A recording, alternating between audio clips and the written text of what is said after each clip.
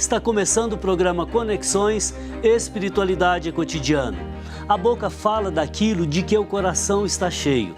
O mesmo vale também para nossas atitudes, que refletem nosso interior.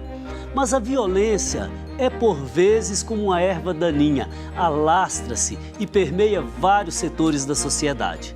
Porém, seria legítimo pensar a violência como sistema? Ou é possível construir o nós?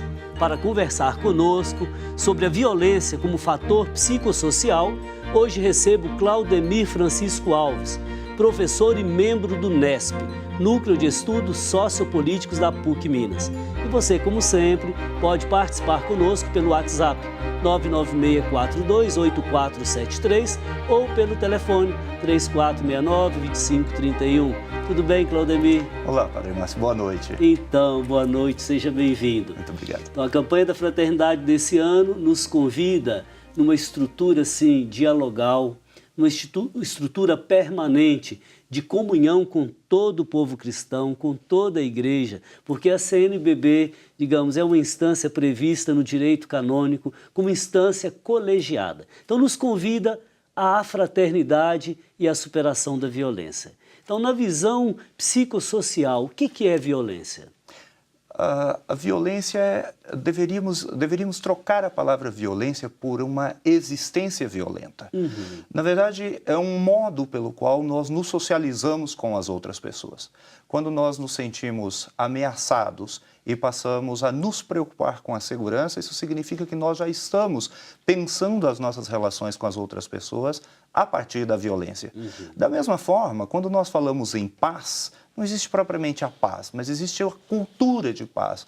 Os atos pelos quais no cotidiano nós vamos cultivando uma existência pacífica, uma existência pautada pela relação amigável com as outras pessoas. Mas a violência, ela passa desde, digamos assim, uma pressão psicológica, um olhar, ela passa pela palavra, ela passa pela agressão física, até atos, digamos assim, de violência do ponto de vista da estrutura social, né? Sem dúvida, sem dúvida.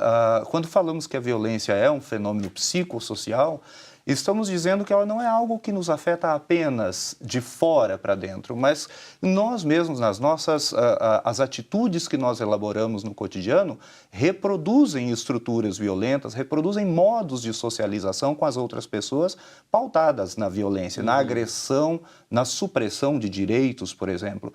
Portanto, não é algo simplesmente que está lá fora, mas é algo que está profundamente arraigado na nossa própria estrutura de pensamento, na própria forma como nós compreendemos a realidade em que vivemos. Ok, vamos colocar o pé no chão. Vamos Nós lá. falamos vamos, digamos assim, a violência como um fator psicossocial. A sociedade brasileira, nós tivemos um modelo organizacional, digamos assim, muito triste, uma chaga histórica, que foi a escravidão. A escravidão, vamos dizer assim, como um sistema social profundamente violento e que ainda não acabou, Claudemir. Sim.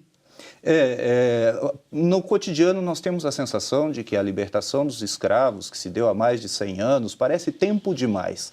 Na prática, quando nós estamos olhando para as nossas reações e ações no nosso cotidiano, 100 e tantos anos é muito pouco tempo. E, na verdade, nós continuamos... 2 gerações, exatamente.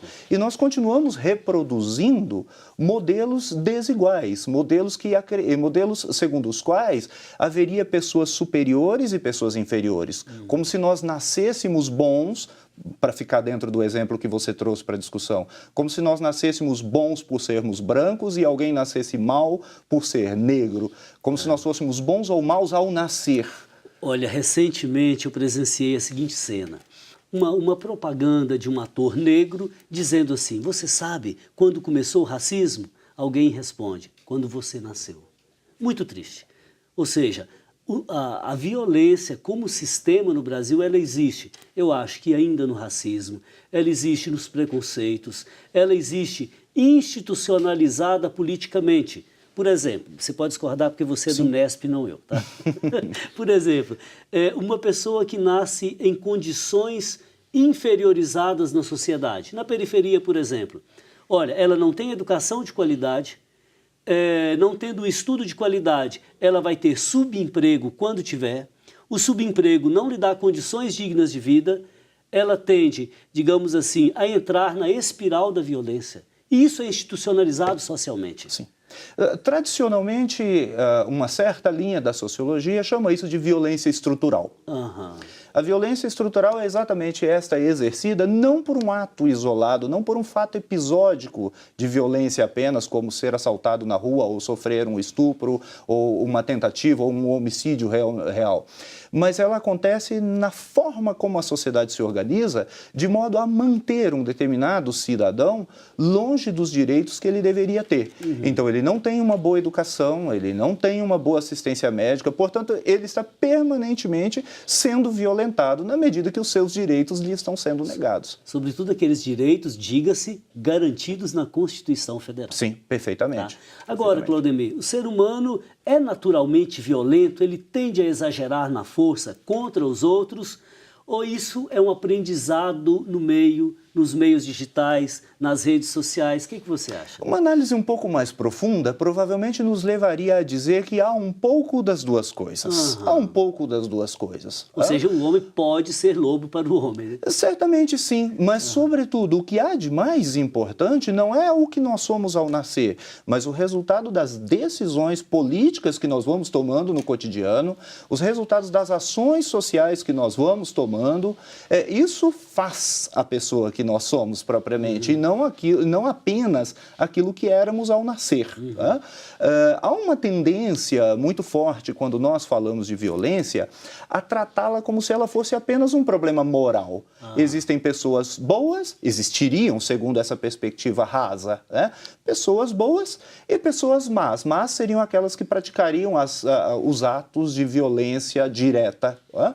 Quando nós vamos olhar um pouco mais de perto a estrutura da sociedade, nós vemos que muitas daquelas pessoas que se dizem boas ou que se consideram boas são elas mesmas, as praticantes, aquelas que põem em execução um modelo de sociedade, um modelo de política, um modelo de justiça, um modelo de polícia, que são modelos todos esses extremamente excludentes. Então, do ponto de vista psicossocial, a violência é algo engendrado, é algo construído dentro de uma cultura relacional, dentro de uma cultura social, dentro de uma visão de mundo política e dentro até de um sistema jurídico. Ok, não quero falar mais de violência, senão a gente fica só no ver. Eu gostaria de puxar com você aqui agora, Claudemir, alguma reflexão do ponto de vista cotidiano que pela via espiritual nos ajudasse a respirar, sabe? Nos ajudasse a ter esperança, nos ajudasse a acreditar no outro, valorizar o outro para construir o nós humano. Nós não somos sem os outros.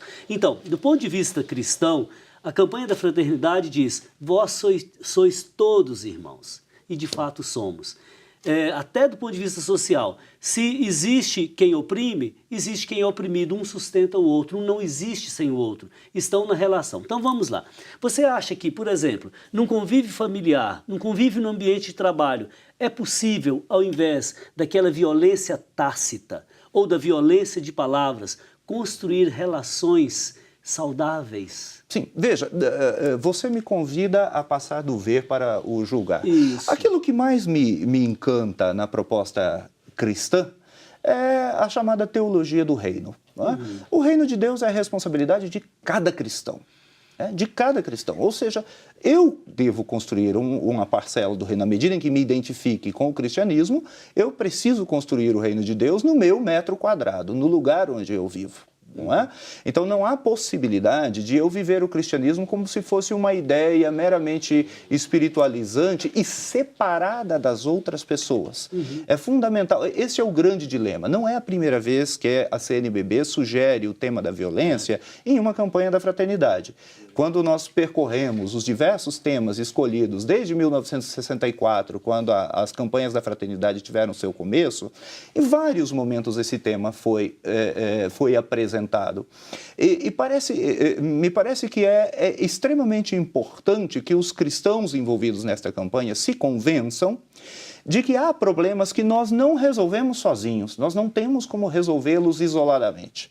É absolutamente fundamental que nós passemos, aqueles que se apresentam como cristãos, que eles passem a viver a sua fé no compromisso com as demais pessoas, na tentativa de, junto com as demais pessoas que partilham da sua fé, construir o reino aqui e agora. Então, quando a gente fala em reino de Deus, às vezes as pessoas olham assim durante a homilia, na missa, né? Eu digo o seguinte, olha, quando você dá um sorriso verdadeiro para uma pessoa, o reino de Deus começa a acontecer. Quando você olha para alguém com ternura, sem prejuízo, o reino de Deus vai se instaurando. Quando você tem uma tendência a julgar alguém e se contém e trata bem, valoriza o que ela tem de bom, o reino de Deus vai acontecendo. Então, eu acho que a superação da violência, ela passa pelas micro-relações, pelo aprendizado no convívio com os outros. Ninguém tem direito de mudar o outro, mas eu posso mudar as relações que eu tenho com o outro. Eu estabeleço relações diferentes, encontro menos vezes, quando eu encontro, valorizo para valer o que a pessoa tem de bom, né? Depois nós passamos das micro-relações a relações institucionais, que a gente vai abordar no segundo bloco. Pode ser? Perfeito. Então tá bom, Claudemir, vamos lá.